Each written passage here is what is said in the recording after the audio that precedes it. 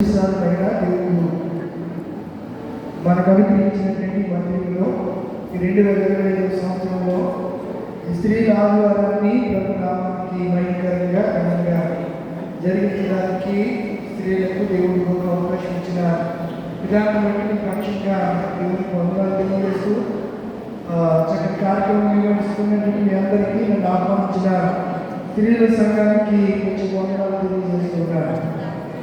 ఒక స్త్రీ ప్రేమించగలదు, క్షమించగలదు, ఎదిరించగలదు, ఏదైనా సాధించగలదు. ఆమె గుండె ధైర్యం ముందు ఎవరు నిలబడలేరు అని వాల్మీకి అనే ఒక దైవజనుడు చెప్పాడు.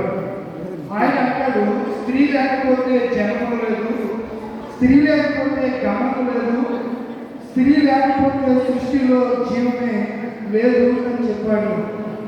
చెప్తూ అంటాడు, అమ్మను పూజించు, భార్యను ప్రేమించు, సోదరిని దీవించు, స్త్రీని రక్షించు అనే మాటలు కోట్ చేశాడు. యేసు ప్రభు వారు సిలువేసిన తర్వాత అందరూ ఎక్కారు. ఎవరున్నారు? స్త్రీలే ఉన్నారు. ఎంత ధైర్యం అంటే మగవాళ్ళు మేకపోతే గాంభీర్యం ప్రదర్శించిన మర్మానాలందరూ దేశాలు తెలియజే వాళ్ళందరూ తొడగొట్టే వాళ్ళందరూ ఏమైపోయారు? నీ కోసం చచ్చిపోతాను అని కత్తించుకుని వేరవంతం చేసిన పేరు కూడా ఆయన ఎవరో తెలియదని పారిపోతే యేసు ప్రభుని గలిలీ నుంచి కూడా స్త్రీలు ఏం చేశారు? వెంబడించారు. రోమ సైనికులు భయపడలేదు, ధైర్యం.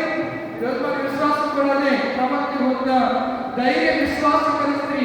కులుద అనే పదానికి గ్రీక్ వర్డ్ ఏంటంటే మింగీసా అని అర్థం. మింగీసా వాక్యంలో ఏది తెలుస్తుందో చెప్పండి. మింగేసేయగలుగుతారు. ఎక్కడ కొరకాలంటే కొరికేది. దేని విషసర్పాన్ని, పాపాన్ని, పాపము సాదృశ్యమైతే మింగేసరికి ప్రభుత్వ ఏం చేస్తుంది? ఇశ్రాయేలు ప్రజలారా, నేను పాపం చేస్తున్నారు, ధర్మశాస్త్రం చదవట్లేదు అని చెప్పి ధైర్యంగా రాజు పంపిణీ పట్టుకుని చెప్పింది. ఆర్థిక శాస్త్రవేత్త, న్యాయశాస్త్రవేత్త అందరూ అధికారులు అందరూ చాలా గొప్ప కూడా తెలియకొస్తే అందరూ ఎదుర్కొంటే వాళ్ళు తెలుగులో జ్ఞానవంతులు. నేను చెప్తే వాళ్ళు యాక్సెప్ట్ చేస్తారో ఏం చేస్తారో ఇలా చెప్తున్నారండి అని చెప్పి తను ఏమంటారని ఎక్కడ భయపడుతున్న ధైర్యం ఏం చెప్తుందంటే స్త్రీలను మీరు దిద్దుకోమని దేవుడు చెప్తున్నాడు. ధర్మశాస్త్రం ఏదో అది చెయ్యాలని చెప్పినటువంటి గొప్ప ధైర్యశాలి ఎవరు అనగా దుర్గాన్ని నేను పాఠంలో మనం చూసాం. కనుక మీరు రాబోయే దినాలు అద్భుతంగా చేస్తున్నారు. మీ ఉత్సాహం, మీరు చేసే విధానం సంఘానికి చక్కగా ఈ ఉపయోగంగా ఉంటాయి. రాబోయే దేవుడు గొప్పగా తీస్తాడు. మాట్లాడతారు. బైబిల్లో మొట్టమొదటి ప్రవక్త ఎవరు చెప్పాలి? మీరు ప్రవక్తలు ఉన్నారు కదా. ప్రవక్తలు అంటే మగవాళ్ళు, ప్రవక్త అంటే ఆడవాళ్ళు. మొట్టమొదటి ప్రవక్త ఎవరు? మిరియాం. తర్వాత ప్రవక్త ఎవరు? దెబోరా. తర్వాత ఎవరు? హుల్దా. ఇలా కొంతమంది ప్రవక్తలు బైబిల్లో ఉన్నారు. కొత్త నిబంధనలు ఎవరు కనపడుతున్నారు? హన్నా అనే ప్రవక్తి కనపడుతుంది. ప్రవక్తలు చాలా కొద్దిగా ఉన్నారు. ఆ కొద్ది మందిలో ధైర్యం కలిగినటువంటి విశ్వాసం కలిగిన స్త్రీ హుల్దా. మీరు అంశీయంలో మండపంగా పాడారు, బాగా నేర్చుకున్నారు. మిమ్మల్ని అభినందించకుండా ఉండలేకపోతున్నారు. చాలా కొన్ని సంవత్సరం కంటే అంశీయంలో సంవత్సరం బాగా ప్రాక్టీస్ చేసుకుంటున్నారు. ఇంటిలో తెలియజేసి ఉంటారు. మీరు ఉన్నారు కదా. అబద్ధాలు బాగా పాడారు. మీరు బాగా పాడితే పాడకపోతే పాడకపోతే చెప్తాను.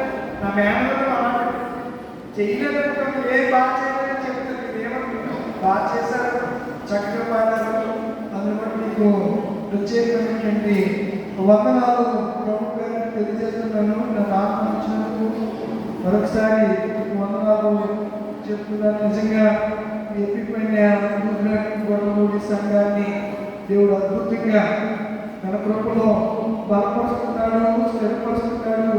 చెప్పడంలో ఎలాంటి సందేహం లేదు. ప్రతి శుక్రవారం దినాల్లో మీరు చేస్తున్న దేవాలయంలో మీరు చేస్తున్నటువంటి ప్రార్థనలు సంఘానికి చాలా ఆధ్యాత్మికంగా ఉన్నాయి. ప్రార్థనలు ప్రార్థనలే మాస్టర్ గారిని నన్ను సజీవంగా ఉంచాను. ఆయన కంటే నేను చచ్చిపోవాలి, నేను వీరపురంలో ప్రాంతంలో నేను సజీవంగా ఉన్నాను.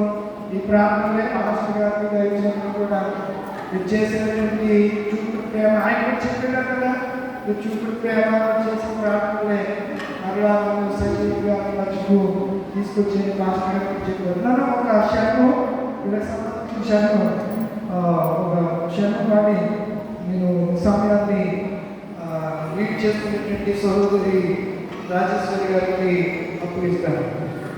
దాటిపోకు నేస్తమా, దాటిపోకమ్మా యేసు శిలువ నీడలో